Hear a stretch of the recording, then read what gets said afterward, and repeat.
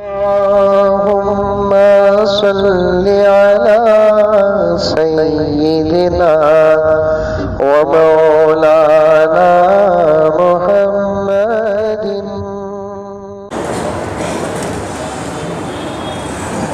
نحمده ونصلي على رسوله الكريم. أما بعد فأعوذ بالله من الشيطان الرجيم. بسم الله الرحمن الرحيم.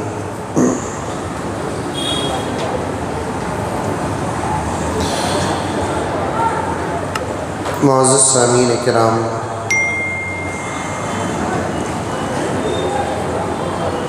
آیت الکرسی کی فضیلت پر ہماری گفتگو کا آغاز ہوا۔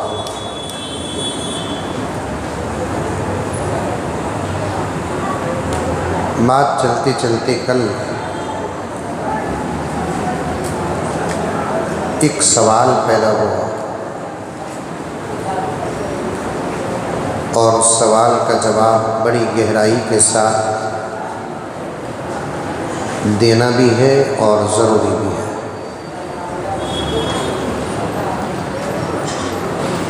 قرآن پاک سے اس دور میں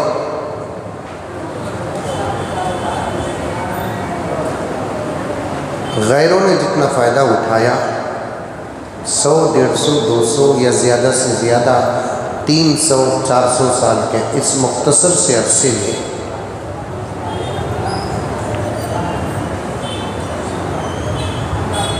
مجھے ڈر بھی ہو رہا ہے کہ کہیں یہ جملہ غلط ہو جائے۔ قرآن پاک سے دشمنوں نے اور غیروں نے جتنا فائدہ اٹھایا ہے اس دور میں 300، 400 سال کے اس مختصر سے عرصے میں مسلمانوں نے وہ فائدہ نہیں اٹھایا۔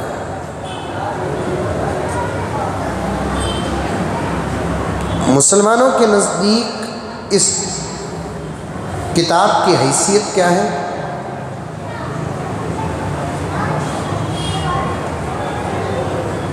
تلاوت،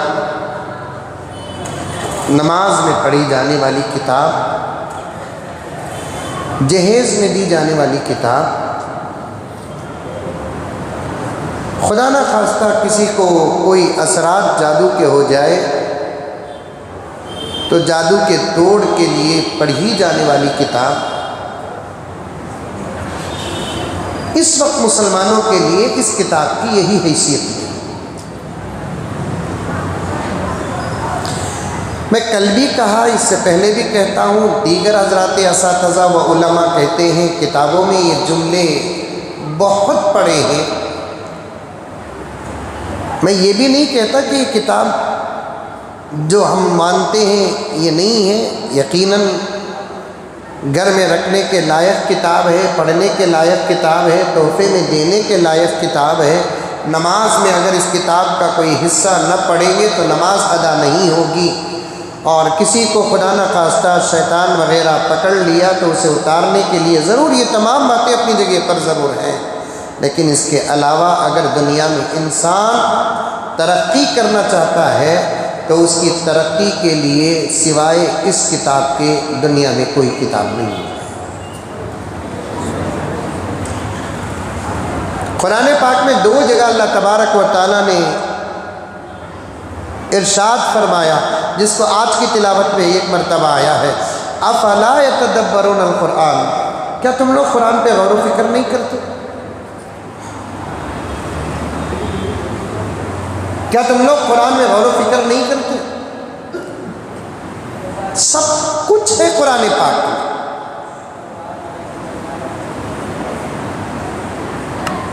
اگر غور کریں گے تو انشاءاللہ تعالی بند راستے نکل کر آتے ہیں۔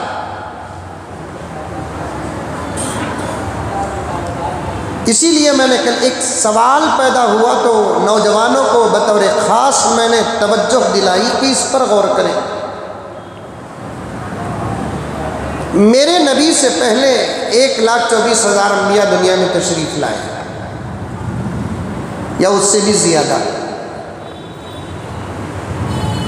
اور ہر نبی پر ہمارا ایمان ہے۔ میرے نبی کے دنیا میں تشریف لانے سے پہلے سائنس کا سین بھی نہیں تھا، یا انگریزی آپ جانتے ہیں تو سائنس کا یس بھی نہیں تھا۔ اور میرے نبی صلی اللہ علیہ وسلم دنیا میں تشریف لا کر قسم اللہ کی ثبوت ہے ہمارے پاس موجود ہے، 1000 سال تک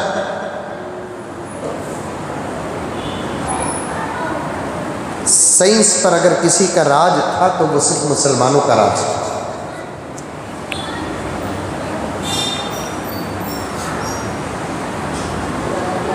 جب مسلمانوں نے غفلت برتی، دشمنوں نے 2 کام کی۔ ایک کام، ہماری سائنس پر انہوں نے قبضہ کیا، اور دوسرا ہماری تحقیقات پر انہوں نے اپنا نیبل لگایا۔ ورنہ پیغمبر دو عالم صلی اللہ علیہ وسلم کے دنیا سے پردہ فرما کر 1450 سال کا عرصہ گزر رہا ہے۔ 1450 سال کے اس لمبے عرصے میں کالج میں پڑھنے والے، بڑی بڑی ڈگریاں اپنے ہاتھوں میں رکھنے والے، اور عصری تعلیم پر جن لوگوں کو ناز ہے، میں سب سے کہتا ہوں کہ میں جو کہہ رہا ہوں وہی صحیح ہے، اور میں کتابوں کی بات کہہ رہا ہوں۔ یہ نہیں کہنا کہ مولانا آپ کے اندر غرور آ گیا، خدا کی قسم میرے اندر غرور نہیں آیا، میں تو صرف ایک نقل کر رہا ہوں۔ حقیقت وہی ہے جو میں کہہ رہا ہوں کہ 1000 سال تک حضور کے وصال کے بعد 1000 سال تک سائنس کی دنیا پر بادشاہت اگر کسی کی تھی، راج کسی کا تھا، تو وہ صرف ہمارا تھا۔ دنیا کی کوئی قوم ترقی کے تا سے بھی واقف نہیں، ان کا مقصد کھانا پینا عیش کرنا، یا جس کو وہ خدا سمجھتے ہیں ان کی حد درجے عبادت کر دینا اور مر جانا، بس اس کے علاوہ اور کچھ نہیں تھا۔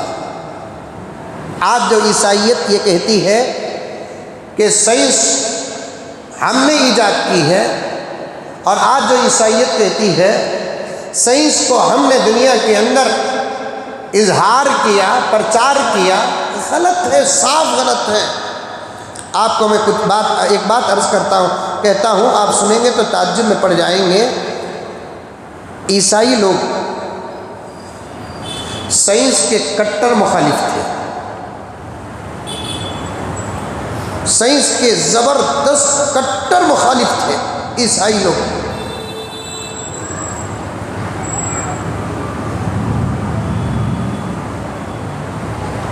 ایک لحظہ میں نوٹ کیا، وہ آپ کے سامنے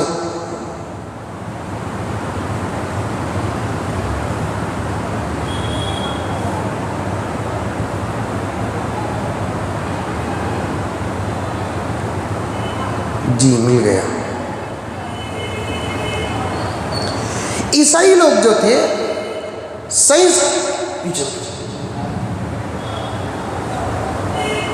عیسائی لوگ جو تھے سائنس کے سخت مخالف۔ عیسائیوں میں کچھ لوگ مسلمانوں کی کتابیں پڑھ کر، مسلمانوں کی تحقیق پر غور و فکر کر کے، جب انہوں نے سائنس کو اختیار کیا، معلوم ہوا کہ عیسائیوں کے بڑے بڑے فادرز اور پوپس کو کہ ہمارے قوم میں کچھ لوگ سائنس کے پیچھے چل رہے ہیں، تو پھر عیسائی فادرز اور پوپ مل کر ان عیسائیوں کو بلایا اور سمجھایا، وارننگ دی، اگر تم سائنس سے توبہ نہیں کرو گے تو ہمارے دھرم کے مطابق تمہارے لیے ہم کفر کا فتویٰ دیں گے۔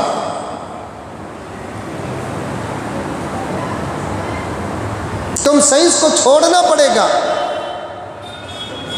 اور عیسائی نیا جنریشن اس زمانے میں جب سائنس پر اپنا ریسرچ کیا اور سائنس کو اپنی زندگی کا ایک حصہ بنایا تو ان لوگوں کے خلاف میں زبردست عدالتیں قائم ہوئی.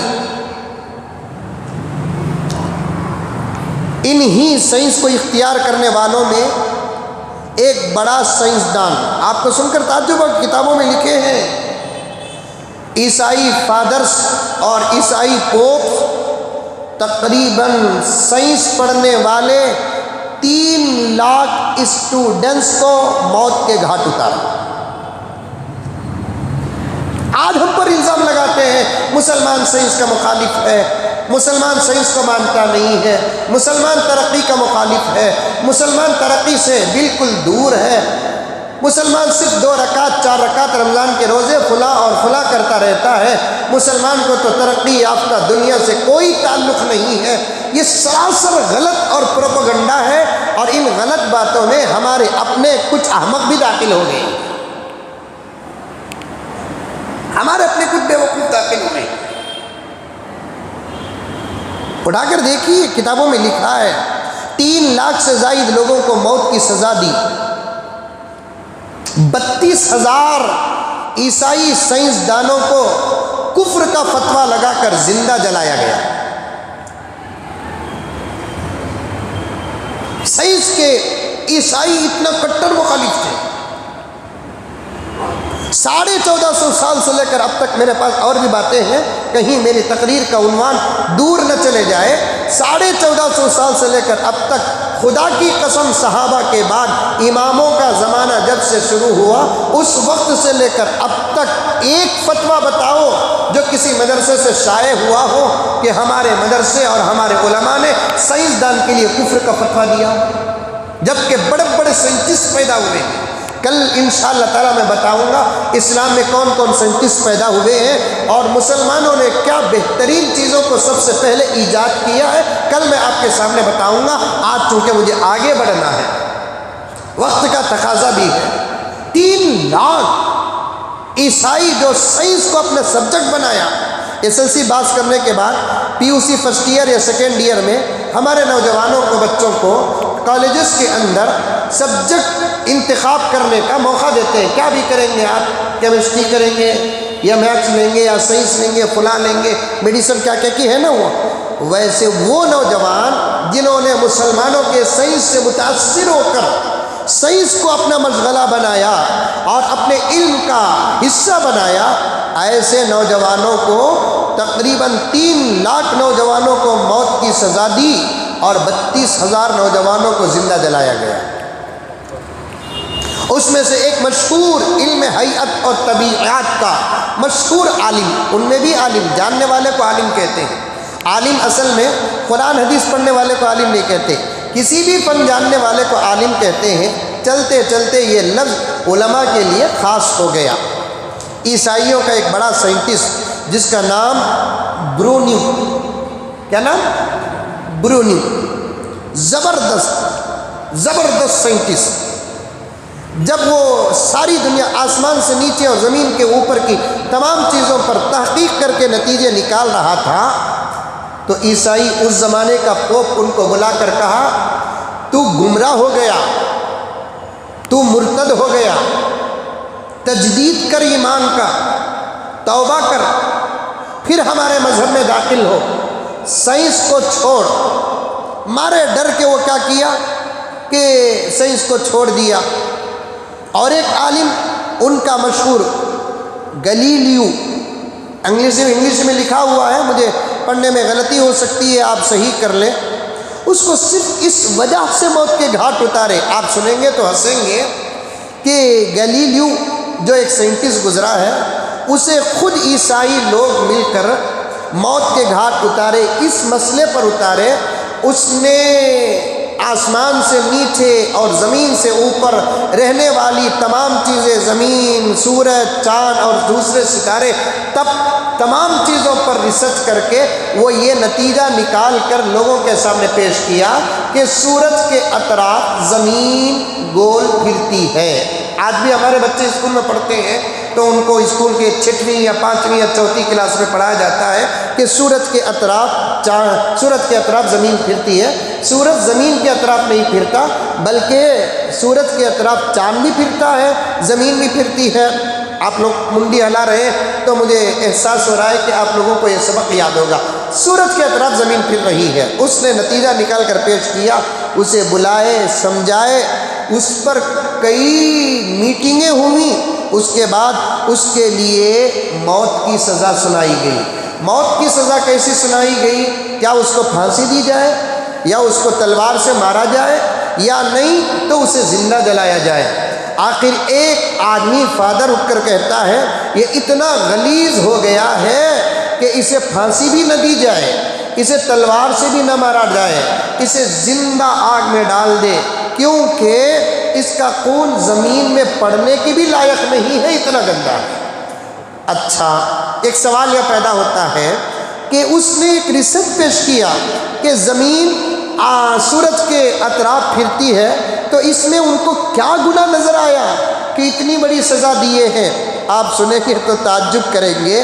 ان لوگوں نے پاپ فادرز وغیرہ نے اس گلیلیو کو بلا کر کہا تیرا یہ ریسرچ بالکل غلط ہے اور ہمارے عیسیٰ کے شان میں توہین ہے.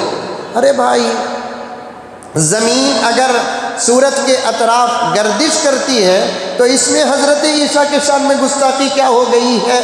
تو اب ان لوگوں نے کیا نتیجہ نکال کر اسے بتایا کہ زمین وہ ہے جہاں عیسیٰ پیدا ہوئے ہیں. زمین عیسیٰ کے پیدا ہونے کی جگہ ہے، تو زمین مقدس ہو گئی. اس کے اطراف سورج پھر سکتا ہے، لیکن مقدس زمین سورج کے اطراف پھر نہیں سکتی. اس بنیاد پر اسے زندہ جلا دیے گئے. اگر وہی عقل ہم استعمال کریں گے، ساری دنیا کا مقدس نبی جس کے صدقے میں خود زمین بھی پیدا ہوئی، آسمان بھی سب پیدا ہوئے، وہ پیغمبر کا قبر مبارک زمین ہی میں تو ہے. آج تک ہم نے مخالفت نہیں کی کہ بھائی اس سائنس کے اس نتیجے کو غلط ثابت کرو کہ زمین کے اطراف سورج کے اطراف زمین نہیں پھرتی. اگر سورج کے اطراف زمین پھرے گی تو پھر زمین میں رہنے والی چیزیں بھی گردش کریں گی. یہ الگ چیز ہے، یہ الگ چیز ہے. زمین میں انبیاء کی قبریں ہیں، زمین میں کعبہ ہے، زمین میں مدینہ ہے، زمین میں مسجدیں ہیں، زمین میں مدرسے ہیں.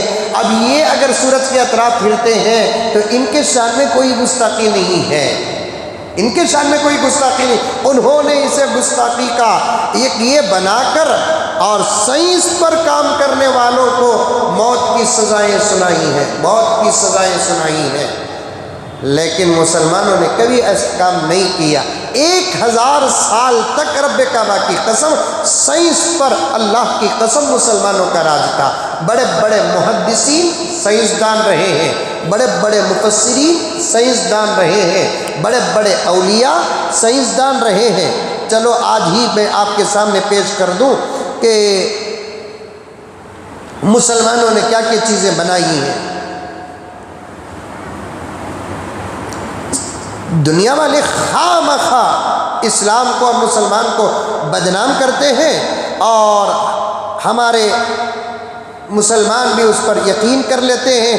کہتے ہیں کہ مسلمان کچھ نہیں کیے، مسلمان الحمدللہ اتنے اچھے کام کیے، اتنے اچھے کام کیے جس کی کوئی حد نہیں. مل جائے تو میں آپ کو بتا دوں انشاءاللہ تعالی میں پوری چیزیں الحمدللہ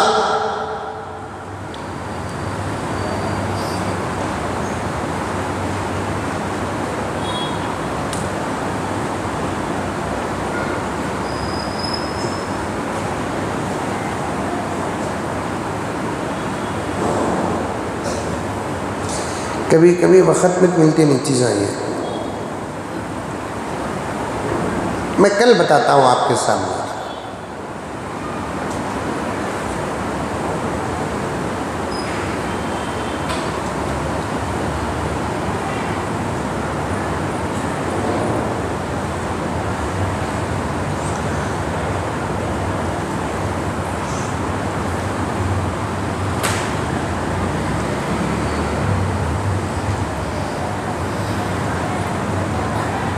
جی عزیز کی دعا ہو گئی. قرآن، حدیث، فقہ یہ سب اپنی جگہ پر. اس کے علاوہ مسلمانوں نے ایسا ریسرچ کیا. کیمرہ معلوم؟ کیمرہ، ارے کیمرہ نہیں معلوم؟ سب سے پہلے بنانے والا مسلمان. میں پہلے ہی کہا آپ کے سامنے، ہماری تحقیق کو انہوں نے چرایا اور ہماری تحقیق پر انہوں نے اپنا لیبل لگایا، لیکن اصل کیمرہ بنانے والے مسلمان. ابن الہیثم نام ان کا،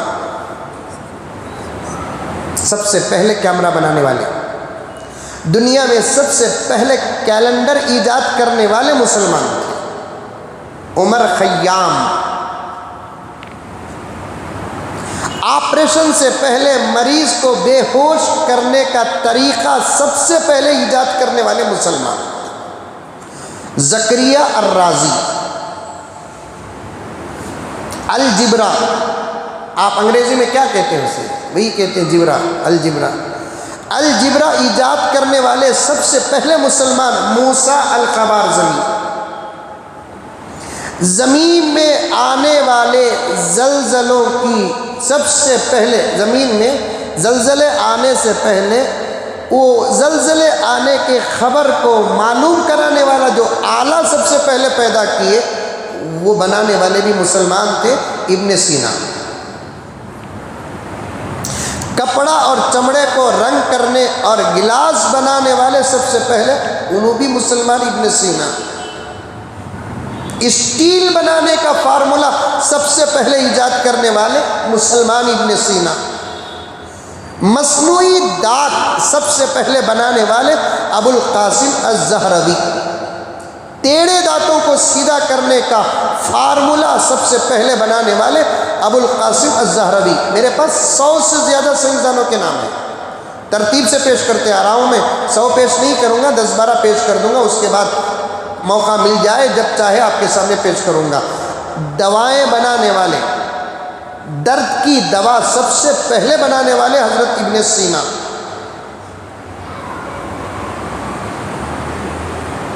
آنکھ، ناک، کان اور پتے کا سب سے پہلے آپریشن کرنے والے القاسم، مسلمان. سرجری کے لیے استعمال ہونے والے 3 اہم حالات، ڈاکٹر حضرات جانتے ہیں کہ سرجری کے لیے 3 بڑے ضروری آلات ہوتے ہیں. وہ 3 آلات کو سب سے پہلے بنانے والے وہ بھی مسلمان، ابو القاسم الزہروی. ریاضی علم ایجاد کرنے والے مسلمان، یعقوب الکندی. مریضوں کو دی جانے والی دوائیں درست مقدار میں طے کرنے والے یعقوب الکندی. آنکھ پر روشنی کے مضر اثرات دنیا کو بتانے والے، یہ لائٹیں جو ہیں نہیں، اس کے بارے میں کافی بحث چلی ہے. ان لائٹوں سے آنکھوں کو نقصان پہنچا ہے. چراغوں کا جب دور تھا اس دور میں آنکھوں کو اتنا نقصان نہیں پہنچا. سب سے پہلے جو یہ روشنی آئی ہے، اس روشنی سے آنکھوں کو کتنا نقصان پہنچتا ہے یہ معلوم کر کے بتانے والے سب سے پہلے مسلمان زکریا الرازی. روشنی کی رفتار اور آواز کی رفتار کو سب سے پہلے معلوم کرنے والے مسلمان تھے البیرونی. زمین، چاند اور سیاروں کی حرکات اور خصوصیات کو معلوم کرنے والے سب سے پہلے مسلمان البیرونی. قطب شمالی اور قطب جنوبی کی سمت کو طے کرنے والے سب سے پہلے مسلمان البیرونی. علم ارضیات یعنی زمین کا علم معلوم کرنے والے، زمین کا ایک علم ہوتا ہے جو سائنس پڑھنے والے حضرات اچھے طریقے سے جانتے ہیں، یہ معلوم کرنے والے بھی سب سے پہلے مسلمان. ہائیڈرو کلورک کیا کی دوائیں ہیں، یہ تمام چیزیں بنانے والے سب سے پہلے مسلمان. کئی قسم کے کیمیکلز بنانے والے مسلمان ابن سینا. یہ جو چشمہ ہے یہ آئینہ بنانے والے سب سے پہلے مسلمان ابن الہیثم. زمین اور آسمان کے بیچ میں رہنے والے سیاروں کی حرکات کو معلوم کرنے والے سب سے پہلے مسلمان نصیر الدین طوسی. اور بھی بہت سارے آلات ہیں، بہت سارے سائنسی نظام ہیں، سب سے پہلے معلوم کرنے والے مسلمان ہیں، اور آج ہم پر الزام لگاتے ہیں کہ مسلمان سائنس کا مخالف ہے، مسلمان سائنس کا مخالف ہے۔ چلتے چلتے غفلت آئی مسلمانوں پر اور مسلمان اسے چھوڑ دیا۔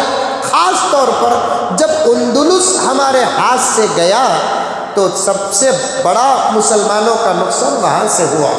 جب تک اندلس ہمارے ہاتھ میں تھا، قسم اللہ کی، ہر قسم کا علم ہمارے ہاتھ میں تھا، چاہے وہ انجینئرنگ ہو، لا ہو، ڈاکٹری ہو۔ جیسے ہی اندلس ہمارے ہاتھ سے گیا تو پورے اندلس پر ان لوگوں نے قبضہ کیا، اور اندلس کے لائبریریوں پہ جو کتابیں رکھی ہوئی تھی ان میں سے اکثر کتابوں کو دشمنوں نے ضائع کیا، اور اکثر کتابوں کو انہوں نے اپنے قبضے میں لے لیا، اور ان کتابوں کا وہ گہرائی سے مطالعہ کر کے وہ ترقی کے راستے پر اتر گئے، اور مسلمان عیش میں مبتلا ہو کر ہر علم سے اپنے ہاتھ کو دھو لیا۔ ورنہ جس کے پاس قرآن ہو وہ جاہل کیسے ہو سکتا ہے؟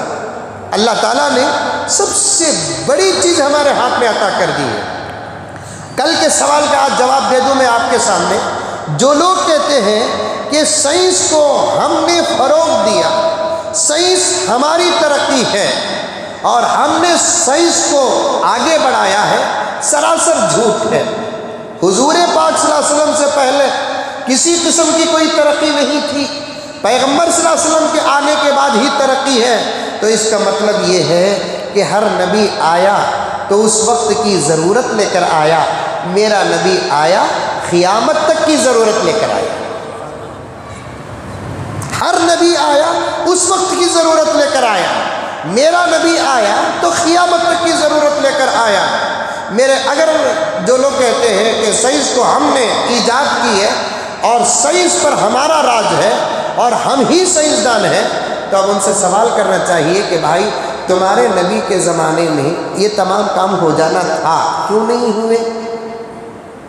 کیونکہ تمہارے نبی جو کتاب لے کر آئے وہ مقدس کتاب تو ضرور تھی، اس کا ہمیں احترام کرتے، ادب کرتے، محبت کرتے، لیکن اس کتاب کے اندر وہ نہیں تھا جو ہمارے نبی کی کتاب میں تھا۔ اس کتاب کے اندر وہ نہیں تھا، بس کچھ قصے، کچھ واقعات، کچھ احکامات۔ لیکن ہمارے نبی جو کتاب لے کر آئے اس کتاب میں اللہ کی قسم ہر چیز ہے۔ آج بھی اگر غور و فکر کرتے ہیں تو قسم اللہ کی غور و فکر کرنے والے کو نئے سے نئے نتیجے نکلتے ہیں۔ اسی لیے میں نے کہا کہ چند سالوں سے مسلمان نے قرآن کو صرف تلاوت کی کتاب سمجھ لیا اور دوسری حیثیت دے رکھا ہے، غور و فکر کرنا چھوڑ دیا۔ جب دشمنوں نے ہمارے کتاب کے بارے میں معلوم کیا، اس پر غور و فکر کرنا شروع کیا، ان کو ایسے راستے مل گئے جن راستوں کو ہم دیکھ کر حسرت کی نگاہ سے دیکھتے ہیں، اصل میں وہ راستے ہمارے تھے جس کو انہوں نے اختیار کیا۔ اس لیے اپنے ذہن میں کبھی یہ لے کر آنا نہیں کہ مسلمان کا سائنس سے کوئی تعلق نہیں ہے، مسلمان سائنس کا منکر ہے، اور مسلمان کبھی زندگی میں تاریخ میں سائنسدان نہیں بنا ہے۔